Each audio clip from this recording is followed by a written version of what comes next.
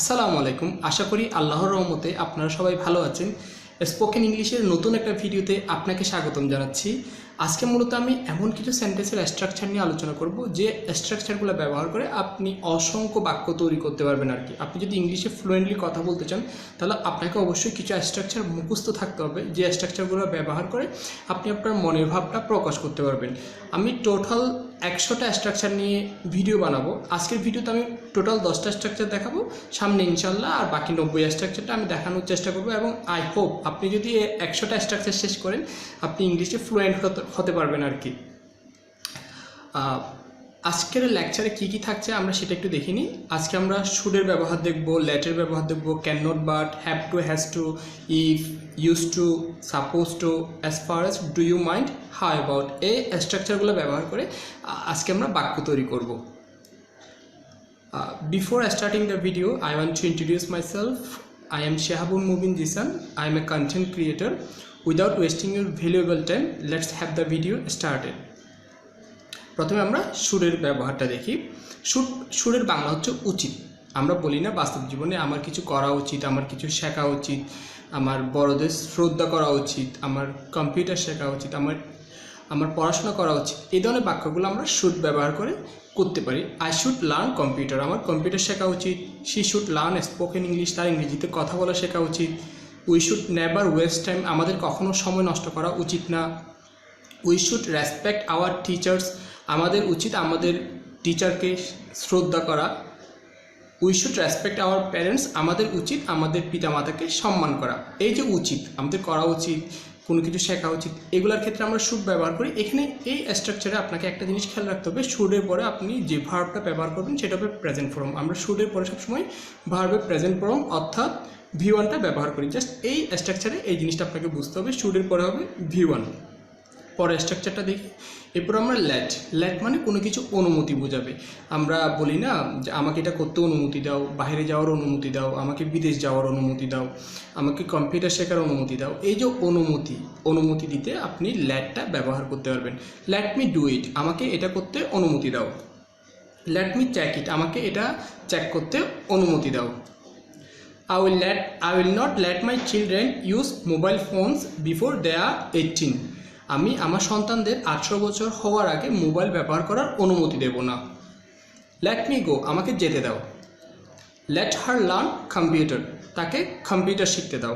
এই যে অনুমতি দিচ্ছেন কাউকে কিছু করার, সেক্ষেত্রে আমরা লেট এই স্ট্রাকচারটা ব্যবহার করি। আমরা একটা স্ট্রাকচার দেখি, ক্যান নট, বাট, না করে পারি না। আমরা অনেক সময় বলি না আমি মোবাইল ব্যবহার না করে পারি না, আমি তোমার সাথে কথা না বলে পারি না, আমি কম্পিউটার না শিখে পারি না, আমি কোডিং না করে পারি না, আমি ভিডিও না বানিয়ে পারি না, আমি টিকটক না করে পারি না। এই যে না করে পারি না যে বাক্যগুলো আমরা বাংলায় বলি সেটাকে আমরা ইংলিশে ক্যান নট, বাট এই স্ট্রাকচার ব্যবহার করে আমরা বলতে পারি। যেমন I can not but use a mobile phone, আমি মোবাইল ফোন ব্যবহার না করে পারি না। I can not but read books, আমি বই না পড়ে পারি না। I can not but work every moment, আমি প্রত্যেকটা মুহূর্ত কাজ না করে পারি না। এরপরে he can not but talk to me, সে আমার সাথে কথা না বলে পারে না। I can not but go to school, আমি স্কুলে না যেয়ে পারি না। তো বাংলাতে আমরা বলি না যে আমি না করে পারি না, না যেয়ে পারি না, না খেয়ে পারি না। এসব ক্ষেত্রে আমরা ক্যান নট বাট এই স্ট্রাকচারটা ব্যবহার করব। হ্যাভ টু, করতে হবে। আমরা অনেক সময় বলি আমাকে এটা শিখতে হবে, আমাকে যেতে হবে, আমাকে করতে হবে, আমাকে ঢাকা যেতে হবে, আমাকে আসতে হবে, এরকম করতে হবে। যে বাংলাতে যে বাক্যগুলো বলি সেটাকে আমরা হ্যাভ টু দিয়ে প্রকাশ করব। যেমন I have to learn about computers, আমাকে কম্পিউটার সম্পর্কে শিখতে হবে। এই যে করতে হবে, শিখতে হবে, এক্ষেত্রে আমরা হ্যাভ টুটা ব্যবহার করি। We have to respect our teachers, আমাদের উচিত আমাদের শিক্ষকদের শ্রদ্ধা করতে হবে। এই যে করতে হবে, করা উচিত, সেক্ষেত্রে আমরা হ্যাভ টু অথবা শুডও ব্যবহার করতে পারি, দুইটাই সিমিলার, বাট হ্যাভ টু দিয়ে করতে হবে এটা বোঝায় আর কি। She has to learn spoken English, তাকে ইংরেজিতে কথা বলা শিখতে হবে। I have to study for the upcoming exam, আমাকে আসন্ন পরীক্ষার জন্য পড়াশোনা করতে হবে। Karim has to wake up early in the morning, এখানে আমি হ্যাজ টু ব্যবহার করেছি কারণ এটা হচ্ছে সাবজেক্ট হচ্ছে থার্ড পার্সন সিঙ্গুলার নাম্বার। এখানে যদি থার্ড পার্সন সিঙ্গুলার নাম্বার হয় সেক্ষেত্রে আমরা হ্যাজ টুটা ব্যবহার করি আর কি। বাকি ক্ষেত্রে আমরা হ্যাভ টু, যেমন শি, এটাও কিন্তু থার্ড পার্সন সিঙ্গুলার নাম্বার, এটা হচ্ছে first person plural number.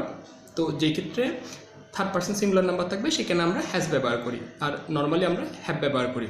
Karim has to wake up early in the morning, করিমের সকালে ঘুম থেকে উঠতে হয়। এই উঠতে হয়, করতে হয়, শিখতে হয়, এক্ষেত্রে আমরা হ্যাভ টুটা ব্যবহার করি। এরপর হচ্ছে ইফ, যদি। অনেক সময় আমরা বলি না, যদি সে কম্পিউটার শিখে তাহলে সে ভালো চাকরি পাবে, যদি তুমি আসো আমি যাব, যদি তুমি এটা করো তাহলে আমি তোমাকে এটা দিব। এই যদি ব্যবহার করে যে বাংলাতে যে বাক্যগুলো বলি সেটাকে আমরা ইংরেজিতে কীভাবে বলি সেটা একটু দেখি। ইফ ইউ লার্ন কম্পিউটার, যদি তুমি কম্পিউটার শিখো, you will have a good job, তুমি একটা ভালো চাকরি পাবে। ইফ ইউ হেল্প মি, যদি তুমি আমাকে সাহায্য করো, আই উইল হেল্প ইউ, আমিও তোমাকে সাহায্য করব। If I do not waste my time, যদি আমি আমার সময় নষ্ট না করি, আই উইল সাকসিড, আমি সফল হতে পারবো। If Karim studies hard, he will get a good results, Karim যদি কঠোর পরিশ্রম করে তাহলে সে একটা ভালো রেজাল্ট পাবে। If you can pass IELTS exam, you can study abroad, তুমি যদি আইএলস এক্সাম পাস করতে পারো তাহলে তুমি বিদেশে পড়াশোনা করতে পারবে। এই যদি দিয়ে যে কন্ডিশন, যে শর্তমূলক যে বাক্যগুলো রয়েছে সেটা আমরা ইফ দিয়ে প্রকাশ করতে পারি। যেসব বাক্যগুলোতে শর্ত থাকবে এবং সেই শর্তের উপর ভিত্তি করে আরেকটা কাজ হবে।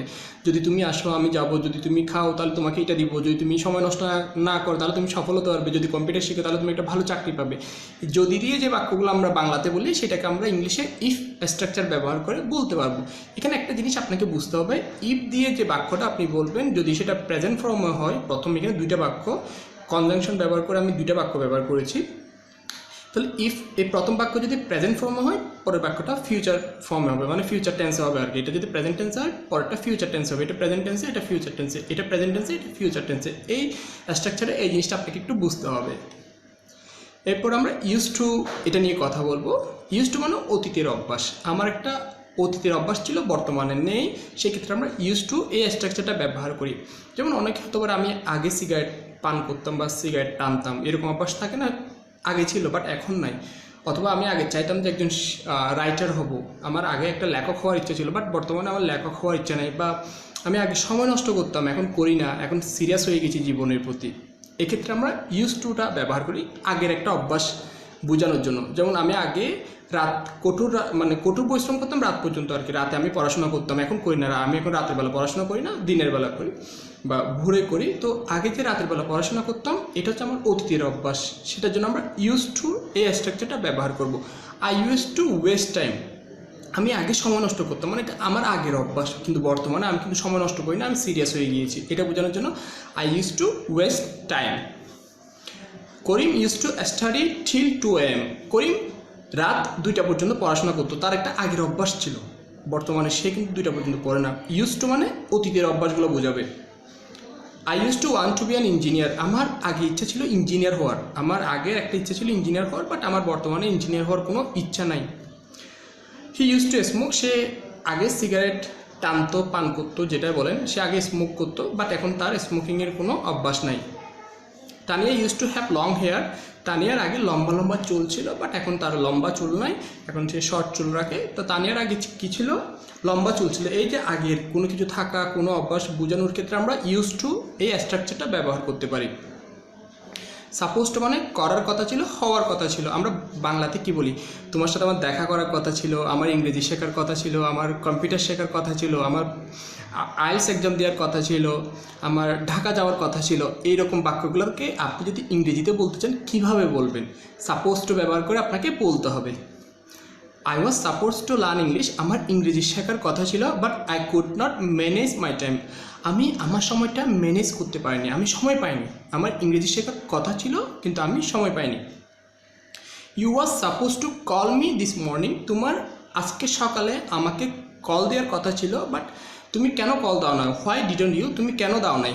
তোমার আজকে সকালে আমাকে কল দেওয়ার কথা ছিল বাট তুমি কল দাও নাই। কথা ছিল, করার কথা ছিল, হওয়ার কথা ছিল, এই ক্ষেত্রে আমরা সাপোজ টু ব্যবহার করি।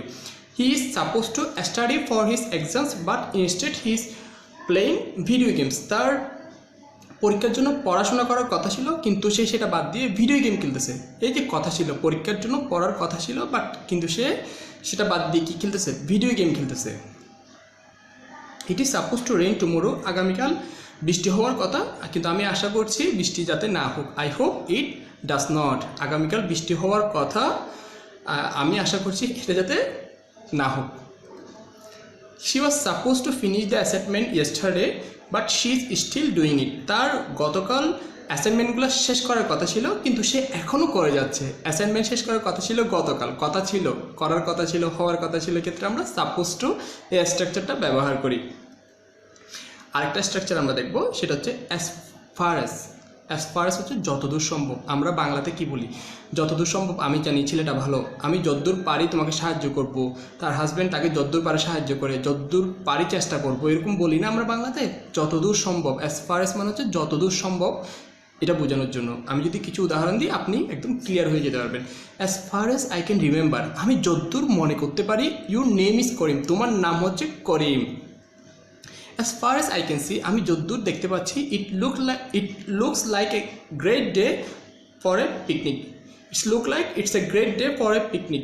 আমি যতদূর দেখছি আজকের দিনটা খুবই চমৎকার পিকনিক করার জন্য। As far as I know, আমি যতদূর জানি, he is a good boy. আমি যতদূর জানি সে একজন ভালো ছেলে। তারপরে সরি ফর দ্যাট আমরা As far as I can recollect, you went late. আমি যতদূর মনে করতে পারছি সে দেরিতে এসেছিল। এই যে যতদূর মনে করতে পারা, যতদূর জানা, যতদূর দেখা, যতদূর মনে রাখতে পারা, এই ক্ষেত্রে আমরা as far as এই স্ট্রাকচারটা ব্যবহার করি। Tania's husband helps her as far as he can. তানিয়ার স্বামী তাকে সাহায্য করে যতদূর সে পারে। এই যতদূর পারা, যতদূর মনে রাখা, যতদূর দেখা, যতদূর জানা, এক্ষেত্রে আমরা as far as এই স্ট্রাকচারটা ব্যবহার করব। আই হোপ আপনি ব্যাপারটা ক্লিয়ার হতে পেরেছেন। এরপর হচ্ছে ডু ইউ মাইন্ড, আপনি কি কিছু মনে করবেন? আমরা বলি না আপনি আমার জন্য দরজা যদি খুলে দেন, কিছু মনে করবেন? যদি কিছু মনে না করেন তাহলে দরজাটা খুলে দিবেন। যদি কিছু মনে না করেন আমাকে 100 টাকা দিবেন। যদি কিছু মনে না করেন বইটা পাস করবেন। বাংলাতে আমরা এরকম বলি না, সেটাকে ইংলিশে যদি আপনি বলতে চান তাহলে আপনাকে বলতে হবে ডু ইউ মাইন্ড, মানে আপনি কি কিছু মনে করবেন? Do you mind if I smoke here, আপনি কি কিছু মনে করবেন যদি আমি এখানে সিগারেট টানি? অবশ্যই কিছু মনে করার বিষয়, অবশ্যই এটা পারমিশন নেওয়ার বিষয়, কিন্তু অনেক সিচুয়েশনে আপনাকে পারমিশন নিতে হবে। মনে করুন সামনে একজন বড়জন রয়েছে বা অপরিচিত একজন মানুষ রয়েছে, সে আনকমফোর্টেবল ফিল করতে পারে, সেই জন্য আপনাকে পারমিশন নিতে হবে। সেই পারমিশন নেওয়ার জন্য আপনাকে বলতে হবে do you mind if I smoke here? Do you mind opening the door? I feel hot, আপনি কি কিছু মনে করবেন দরজাটা খুলে দিতে? আই ফিল হট, আমার গরম লাগছে। এই যে কারো থেকে পারমিশন নেওয়া, অনুমতি নেওয়া, সেক্ষেত্রে আমরা ডু ইউ মাইন্ড এই কথাটা বলতে পারি। Do you mind having a cup of tea after work? আপনি কি কাজের পরে 1 কাপ চা খেলে কিছু মনে করবেন? ডু ইউ মাইন্ড, এটা খুবই পোলাইট একটা রিকোয়েস্ট, কাউকে কিছু অনুমতি নেওয়ার জন্য বা কারো একটা পারমিশন নেওয়ার জন্য। যে আমরা অনেক সময় এরকম দরকার হতে পারে যে আমরা জিজ্ঞেস করতে চাচ্ছি তার থেকে যে আপনি কি আমার সাথে চা খাবেন? এটাকে যদি ইংলিশে পোলাইটলি বলতে হয় do you mind having a cup of tea after work, এটা খুবই সুন্দর শোনায় আর কি। Do you mind talking about your personal life? আপনার ব্যক্তিগত জীবন সম্পর্কে কথা বলতে আপনি কি কিছু মনে করবেন? অবশ্যই কারো ব্যক্তিগত ব্যাপারটা সবার ব্যক্তিগত ব্যাপার, এটা নিয়ে কথা বলতে কেউ চায় না, কিন্তু এটার আগে যদি আপনি অনুমতি নিয়ে নেন, এটা বলে ডু ইউ মাইন্ড, আপনি কি কিছু মনে করবেন talking about your personal life, আপনার ব্যক্তিগত জীবন সম্পর্কে কথা বলতে? Do you mind if I use your computer? আপনি কি কিছু মনে করবেন আমি যদি আপনার কম্পিউটারটা ব্যবহার করি? তাহলে যেই সব ক্ষেত্রে আপনার অনুমতি নিতে হবে ভদ্রভাবে, সেই ক্ষেত্রে আমরা ডু ইউ মাইন্ড এই স্ট্রাকচারটা ব্যবহার করব। লাস্ট এই স্ট্রাকচারটা দিয়ে আমরা আমাদের ভিডিওটা শেষ করব। হাউ অ্যাবাউট অর্থ হচ্ছে কেমন হয়। আমি কিছু উদাহরণ দিই। How about learning about computer শিখলে কেমন হয়? How about learning spoken English, ইংরেজিতে কথা বলা শিখলে কেমন হয়? How about going for a tour, একটা ট্যুরে গেলে কেমন হয়? How about having dinner outside, বাইরের ডিনার করলে কেমন হয়? How about getting married at an early age, মানে অল্প বয়সে বিয়ে করলে কেমন হয়? আমরা বাংলাতে বলি না অল্প, মানে ওইখানে গেলে কেমন হয়, কাজটা করলে কেমন হয়, তা ওর সাথে কথা বললে কেমন হয়, ওইখানে ভর্তি হলে কেমন হয়, এইসব প্রশ্ন জিজ্ঞেস করতে আপনাকে হাউ অ্যাবাউট এই স্ট্রাকচারটা ব্যবহার করতে হবে। আমরা যা যা শিখেছি সেটাকে একটু 1 মিনিটের রিভিশন দেওয়ার চেষ্টা করি। আমি জাস্ট ওইটার বাংলাটা বলে দিব, তা খুব তাড়াতাড়ি শেষ করে ফেলতেছে আর কি ভিডিওটা। শুড অর্থ হচ্ছে উচিত, লেট মানে অনুমতি বোঝাবে, ক্যান নট বাট হচ্ছে না করে পারি না, এক্ষেত্রে ক্যান নট বাট। তারপর হচ্ছে হ্যাভ টু মানে করতে হবে, কোনো কিছু করা উচিত, করতে হবে, এক্ষেত্রে আমরা হ্যাভ টুটা ব্যবহার করি। ইফ মানে যদি তুমি আসো আমি যাবো, এক্ষেত্রে আমরা ইফ ব্যবহার করি। ইউজ টু মানে অতীতের অভ্যাস বোঝায়। আমার যদি অতীতে কোনো একটা খারাপ অভ্যাস, বদ অভ্যাস, ভালো অভ্যাস থাকে, বর্তমানে নেই, সেক্ষেত্রে ইউজ টু ব্যবহার করি। সাপোজ টু মানে করার বা হওয়ার কথা ছিল কিন্তু আমরা করি নাই, এটা করার কথা ছিল, আসার কথা ছিল, যাওয়ার কথা ছিল। অ্যাজ ফার এস মানে হচ্ছে যতদূর সম্ভব, যতদূর আমি মনে করতে পারি, যতদূর তোমাকে সাহায্য করতে পারি, এক্ষেত্রে আমরা অ্যাজ ফার এস ব্যবহার করি।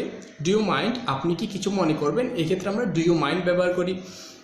হাউ অ্যাবাউট মানে হচ্ছে কেমন হয়, আমরা যখন বলি কেমন হয়, এখানে গেলে কেমন হয়, ইংরেজি শিখলে, সেক্ষেত্রে আমরা হাউ অ্যাবাউট এই স্ট্রাকচারটা ব্যবহার করি। সবাইকে অসংখ্য ধন্যবাদ এতক্ষণ সাথে থাকার জন্য। আশা করি আপনি আজকে নতুন কিছু শিখতে পেরেছেন।